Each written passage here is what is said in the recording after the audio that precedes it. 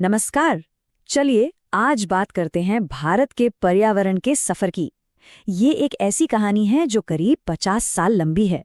इसमें हम देखेंगे कि कैसे देश ने अपने कुछ सबसे खास जानवरों को बचाया और दुनिया भर की पर्यावरण नीतियों को बनाने में भी एक अहम भूमिका निभाई।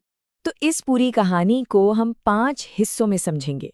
हम शुरुआत करेंगे 1970s के दशक से, जब कुछ बहुत ज़रूरी प्रोजेक्ट्स ने भारत के पर्यावरण आंदोलन की नींव रखी थी। तो चलिए शुरू करते हैं। बात है 1970 के दशक की शुरुआत की। उस वक्त भारत ने अपनी कुछ सबसे कीमती और खतरे में पड़ी प्रजातियों को बचाने के लिए एक के बाद एक कई बड़े प्रोजेक्ट्स लॉन्च किए और यहीं से संरक्षण के एक नए दौर की शुरुआत हुई। अब जरा इस रफ्तार पर गौर कीजिए। सिर्फ 5 साल के अंदर 4 बड़े प्रोजेक्ट्स। 1970 में कश्मीरी हंगुल से शुरुआत हुई, फिर 1972 में गिर के शेर, 1973 में वो ऐतिहासिक प्रोजेक्ट टाइगर आया और 1975 तक मगरमच्छों को बचाने का काम भी शुरू हो गया। हर एक प्रोजेक्ट का एक ही मकसद था, किसी खास प्रजाति को विलुप्त होने से बचाना।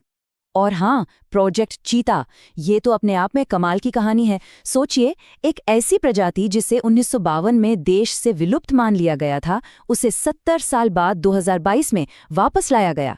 ये दिखाता है कि अगर कोशिशें लगातार जारी रहें तो हम क्या कुछ हासिल कर सकते हैं। तो जानवरों को बचाना तो ठीक था, एक बहुत अच्छी शुरुआत थी। लेकिन जल्दी ये समझ आ गया कि सिर्फ एक-एक प्रजाति को बचाने से काम नहीं चलेगा।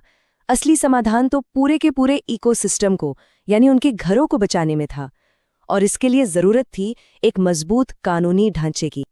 और फिर आया साल 1972 का स्टॉकहोम सम्मेलन। ये पर्यावरण पर दुनिया का पहला बड़ा शिखर सम्मेलन था और इसकी थीम थी केवल एक पृथ्वी। तत्कालीन प्रधानमंत्री इंदिरा गांधी ने भी इसमें हिस्सा लिया था और यहीं से भारत में पर्यावरण कानूनों की एक नई लहर शुरू हुई। देखिए, इसे समझने का एक बहुत सीधा सा तरीका है। पहले 1972 में जानवरों को बचाने के लिए वाइल्ड लाइफ प्रोटेक्शन एक्ट आया। फिर 1980 में ये सोचा गया कि जानवरों को बचाना है तो उनके घर यानी जंगल को भी बचाना होगा, तो आया फॉरेस्ट कंजर्वेशन एक्ट। और आखिर में 1986 में पूरे पर्यावरण को बचाने के लिए एनवायरमेंट प्रोटेक्शन एक्ट बनाया गया। लेकिन इन कानूनों की तिकड़ी में जो तीसरा और सबसे अहम कानून था, वो एक बहुत ही भयानक हादसे के बाद बना। एक ऐसी त्रासदी जिसने भारत में पर्यावरण सुरक्षा के मायने ही बदल कर रख दिए। दिसंबर 1984, भोपाल गैस त्रासदी। इस हादसे ने ये साफ कर दिया कि हमारे मौजूदा पर्यावरण कानूनों में कितनी बड़ी और भयानक कमियां थीं। और इसी त्रासदी का सीधा नतीजा था 1986 का एनवायरमेंट प्रोटेक्शन एक्ट। इसे अम्ब्रेला एक्ट या छाता कानून भी कहते हैं। छाता इसलिए क्योंकि ये अपने दायरे में पर्यावरण से जुड़ी लगभग हर चीज को ले लेता है। हवा, पानी, जमीन, प्रदूषण नियंत्रण, सब कुछ। ये भारत का सबसे व्यापक पर्यावरण कानून है। तो जब देश के अंदर कानून मजबूत हो गए तो भारत की आवाज दुनिया के मंच पर भी ज्यादा भरोसे और ताकत से सुनी जाने लगी। यहाँ 2 बहुत जरूरी वैश्विक समझौतों को समझना होगा। पहला 1987 का मॉन्ट्रियल प्रोटोकॉल, जिसका फोकस ओजोन लेयर को बचाने पर था, और दूसरा 1997 का क्योटो प्रोटोकॉल, जो क्लाइमेट चेंज और ग्रीनहाउस गैसों के उत्सर्जन को कम करने के लिए था। भारत ने दोनों में अहम भूमिका निभाई और ये सिलसिला रुका नहीं। इस टेबल पर नजर डालिए, ये भारत की लंबी कमिटमेंट को दिखाता है। 1971 में रामसर कन्वेंशन से लेकर 1992 के रियो अर्थ समिट और 2015 के ऐतिहासिक पेरिस समझौते तक भारत हमेशा वैश्विक पर्यावरण प्रयासों में शामिल रहा है। तो अब कहानी को आज के दौर में लाते हैं। 21वीं सदी अपने साथ नई चुनौतियां लेकर आई और इन नई चुनौतियों से निपटने के लिए नए और आधुनिक कानूनों की जरूरत पड़ी।